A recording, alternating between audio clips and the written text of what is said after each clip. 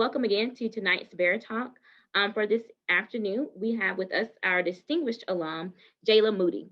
So Jayla Moody is a 2019 Mercer University graduate with majors in journalism and global development studies.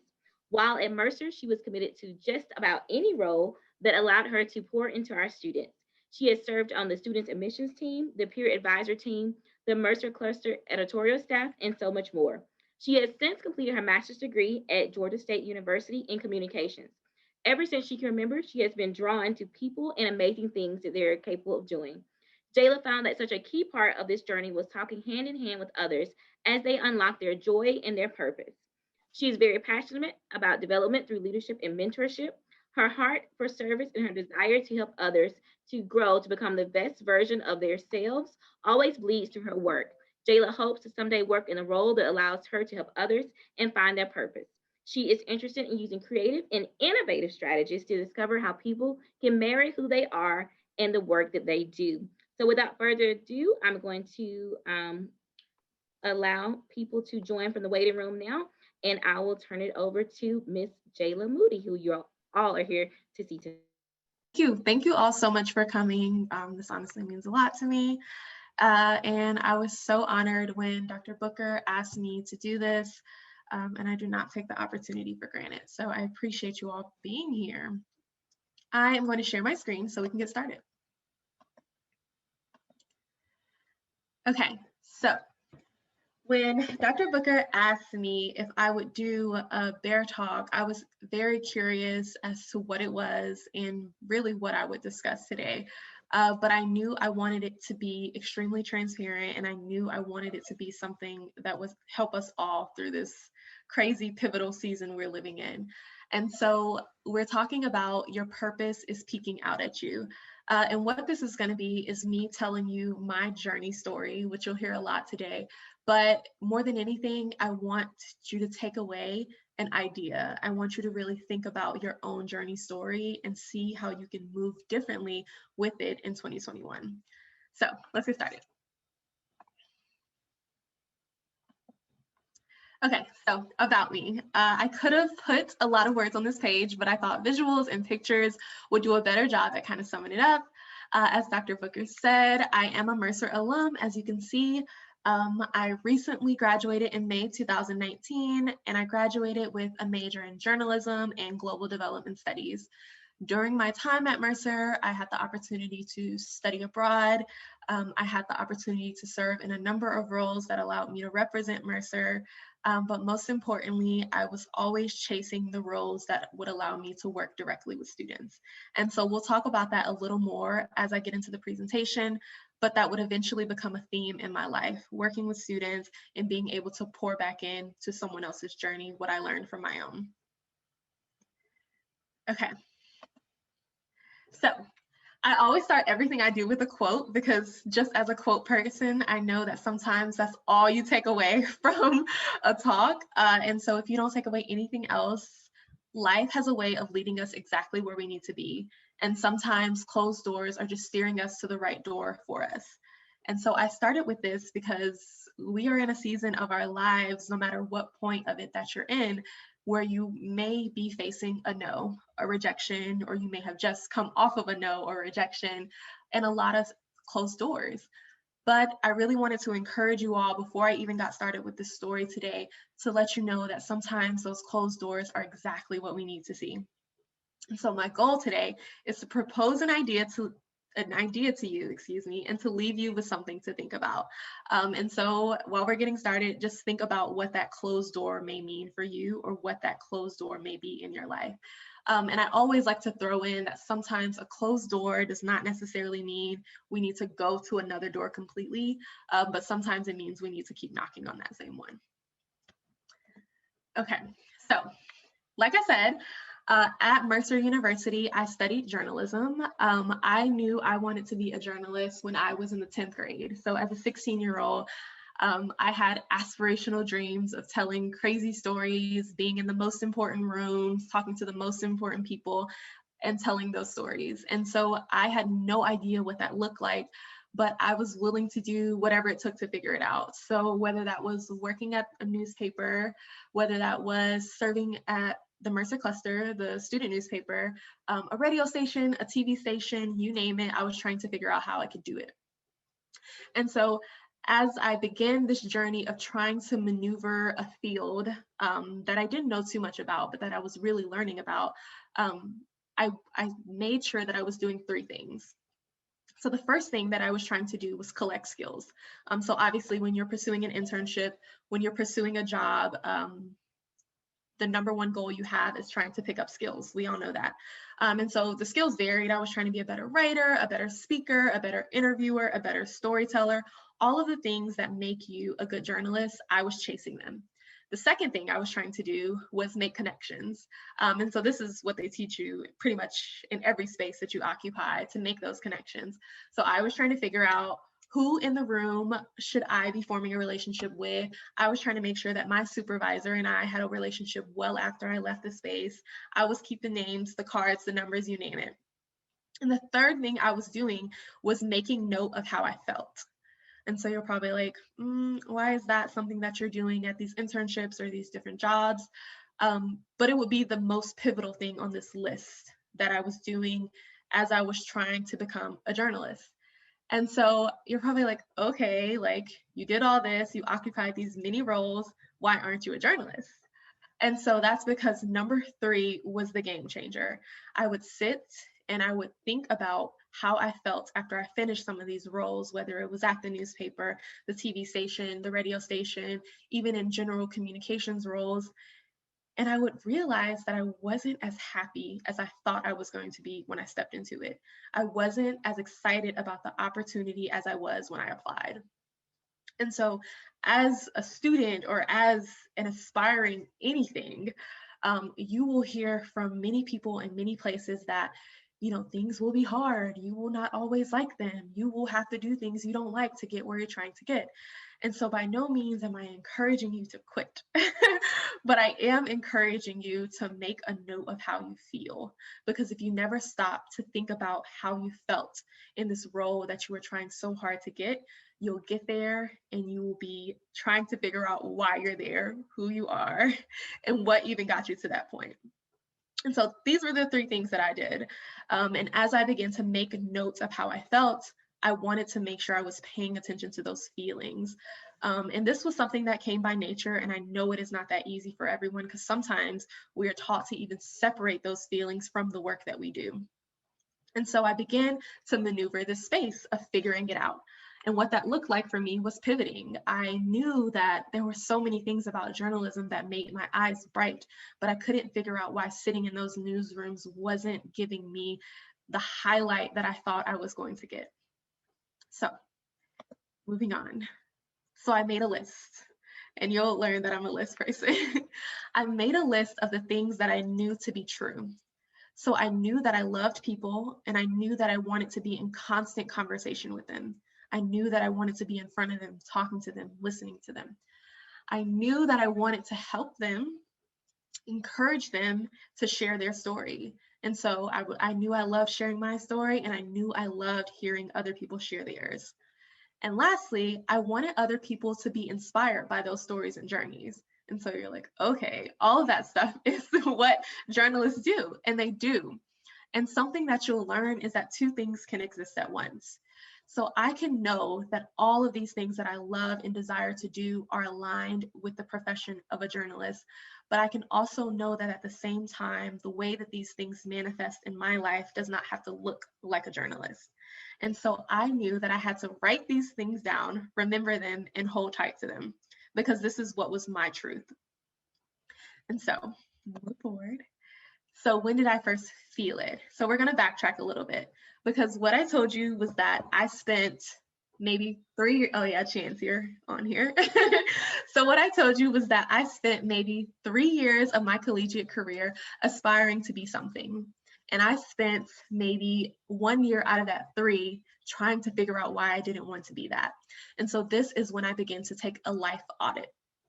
And so I had to look back on the seasons, the experiences, the rooms that I was in, every aspect of my life up to that point, and pull out those things that would help me figure out why I was missing that feeling that someone promised me I would get when I got into those newsrooms. And so I start here because my story is very pivotal at Mercer. It started well before then, but it did make a very strong pivotal turn while I was at Mercer. So the first picture is me sitting on an admissions panel with other student admissions workers.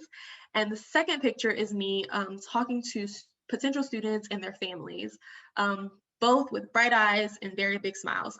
Why? Because I really enjoyed these roles. And so I first began to feel it my sophomore year. And so I had woke up at 6 a.m. to work at a student admissions event. And that's not the part about it that any of us like. And you can ask them, that's not the exciting part of the job. And I knew that I liked the job because I could push through from waking up at 6 a.m. But the exciting part was, one, that I got to talk to students all day long. Two, I got to hear them share their stories with me all day long. And three, I got to see their eyes light up when they talked about their interests, when they talked about their passions, and when they talked about all of the things they wanted to come to Mercer and accomplish. And so I found these connecting points to be exactly what drew me to the field of journalism. It was the talking, it was the listening, it was the constant conversation, the encouragement, the inspiration. It was the words that moved. And I finally found a pivot. I had no idea what it would look like when I turned, but I knew that there were other spaces for me to use those skills and those things about me that I held true for so long. So we're moving on. And at this point, I am figuring it out. And that's literally why the tagline of this is figuring out who you are while you're figuring it out, because it looks different for everyone. And so I am ending up in the exact same room over and over again, you all. And I say that because there are different people, there are different topics, we're there for different reasons, but I was there doing the same thing that God had me doing in the past few rooms that I was in. And so just to go through some of these photos to give you a step into my journey, I would go through a series of different events over 3 years where I would get this same feeling that I got while working in an admissions at Mercer University. So this photo right here at the bottom was in 2017. I was speaking at a conference in Nashville about anti-bias education. Okay, really random. How did you get on that, Jayla? This photo on top of it, I was speaking at an event with students in Rockdale County about mental health. To the right, I was speaking with high school students in the Metro Atlanta area about education and starting up initiatives in their own school. Up here, I was speaking to a students ministry at a church in Atlanta. And on the far left is actually, as I was a graduate assistant at Georgia State University, I was working in a role that allowed me to work with communication students who were also figuring it out. And so here, this picture is very pivotal because this is the moment where I realized that God had me in these rooms and in these spaces for a reason. And so when I put it all together, it's like, okay, what does that have to do with you kind of switching from being a journalist? But what I really want to encourage you to do is to pay attention to the themes in your life. And I'm going to give you a mini system that I have used over the past 2 years to really figure that out, to figure it out, quote unquote. So keep up with me. Okay, so who is Jayla? And this is just me talking about the things that have been going on in my head for the past few years. So I knew I was a storyteller. I knew I enjoyed telling stories and inspiring others to uncover their own. And this was something I knew about myself well before I got to Mercer University. And secondly, I knew I was a mentor and I knew I was an educator. And as I began to pay attention to the themes of my life, every mentor I had ever had was an educator. Every mentor I had ever had was constantly putting me in these rooms to speak in front of people, to tell my story, and to listen to others to do the same. And so I put this point in here because it's very important. I found a gap and I found a need. And so as you begin to discover the things that make you happy, but also the things that you're good at, remember to look for the gap and to look for the need, because the point of having a purpose is to fulfill that need that someone else has. And so I began to think back on my journey and why I was experiencing something like this when for so long in my life, I was very sure of who I was and what it was that I was supposed to do. So I found the need, and I said, why is it that the transformative years of our lives, those 4 years that we're in college, 2, 3, 5, however long you're in college, why is it that so much of it is focused on chasing the career, finding the job, and not figuring out who we are? And actually, Mercer is a unique place because they force you into a lot of rooms that you may not have even need to find your career, to figure out who you are. But listen to me when I say pay attention to those opportunities, pay attention to the way you feel when you're taking up those opportunities, and don't take them for granted. Because a lot of the times your purpose will be peeking out at you in those exact rooms. So find the gap, find the need. Okay, another quote for y'all. While my focus was to figure it out, every experience was a step towards figuring out who I was, and this was much more important. So let's dig into it. Okay, so I watched Becoming at the beginning of quarantine. Whenever it came out, I watched it the same week. And Michelle Obama said these words in the entire documentary, and they have stuck with me since. She said, ask yourself 3 questions every single day. The first question, who are you? The second question, what do you care about? And the third question, what brings you joy? And I specifically think that they're in this order, and I think that they should continue to be in this order, because a lot of the times we don't know what we care about until we know who we are. A lot of the times we don't know what brings us joy until we have unlocked what it is that we care about. And so I challenge you to ask yourself these 3 questions every single day. Then ask yourself this: where is a need that I can fill? And how can I occupy that space? So this is very important because college in itself is a breeding ground for not knowing where your need is or how you can feel it, or seeing someone else feel their need and trying to figure out, why is it that mine has not been unlocked? Why have I figured it out? So this is very important. And the question follows these 3 for that reason. Next, pay attention. So if you want to screenshot or take a picture, this is very important. I wrote it all out because this is what I really wanted you all to take away. So take a life audit.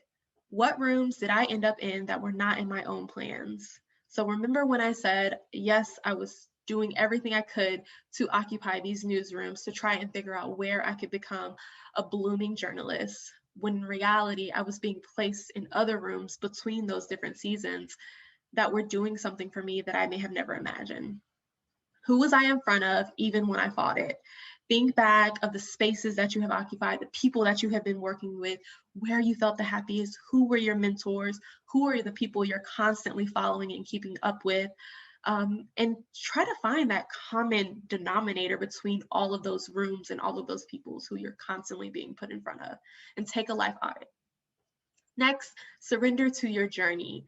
This is very important in 2021, and it was in 2020, and it probably will be from here on out, because if 2020 didn't do anything, it told us to sit and allow what will pan out to pan out. And so many of us have had plans to just completely get cracked away in the past year or 2. But I strongly believe that it has taught us to surrender to our journey, whatever it may look like. And so I started with saying yes and trying new things. And I know that it is very important to say no to what's not for you, or is it very important to say no for the basis of your mental health. But I will challenge you to say yes to something new. So if there's something being presented to you, an opportunity that you may not even feel like aligns with your career goals or what it is you're working towards, say yes, because it may open a door that you may have never expected. So ask yourself these questions. In what way can I stop pushing my own plan and allow the plan for my life to unfold? And sometimes that manifests in the form of stillness and sitting still and just figuring it out. And that is the last thing that people we want to hear right now. But it is very important, because when you are given the opportunity to sit still, you can think. You can ask yourself those questions, you can try new things, you can build up on those skills, and you will allow your purpose to really unfold right in front of you, and you won't even notice it. Okay, trust your reaction. So remember I said I took an audit of my feelings after every opportunity I pursued. So if you feel like, okay, I didn't like that, doing that work didn't make me feel good, why is that? You need to ask yourself that and figure out what that answer is. or I cannot stop thinking about this particular thing. Why is that? What is the positive in that? And these are two questions that I challenge you to ask yourself in every role you occupy. Does it feel good or does it not make me feel good? What is it that I keep thinking about? Is there something I want to bring into this room? Is there something I can introduce this to this? Is there a need that I can fill in this space? And I promise you, if you keep constantly asking yourself these questions, you will find that gap and you will find everything you need in yourself to fill it. Okay, so I wanted to provide you all with some affirmations for really just figuring it out. And these are some things that I constantly have to tell myself daily. Let's start with the first one. So what is for me is worth the wait. There is nothing better for me than what is already mine. And this is extremely self-explanatory. I think a lot of the times we get caught up in looking at what everyone else has, what everyone else is achieving. You know, her journey is looking a lot cleaner than mine. Why is that? And it's really important for us to remember that what's ours is so much better. You don't know what someone else is experiencing or fighting or battling to get to where they're getting. And so that's why it's so important to continue looking inward to your own. Secondly, I am my best self when I am moving in my purpose. I don't have to overextend or pretend to be anyone else. This is something that I am sitting with currently in my life and something that I am pushing in everything that I do. Because who wouldn't want to become their best self? And I really do believe that it is something that takes a while. It can be a journey for all of us, but as you begin to uncover those different layers of yourself, what it is that you're here to do will shine as clear as day. And I think in college, I was really caught up with the idea of overextending myself to find those things that were for me. But by no means do you have to do that. You just have to be you. Lastly, my journey is linear. I am not in a rush, and each day is a perfect day to commit to becoming the best version of me. And so this is really important because, like I said, once you see someone else on a journey that doesn't necessarily look like yours, it's easy to play the comparison game. It's easy to rush. It's easy for us to allow what we see on social media to get into our head and to think that we're not where we're supposed to be. But each day is a new day, and it is a good day to commit to uncovering those pieces of yourself. So that is all I have. But I would love to answer any questions and to continue the conversation with you all. So please turn your mics on and talk to me.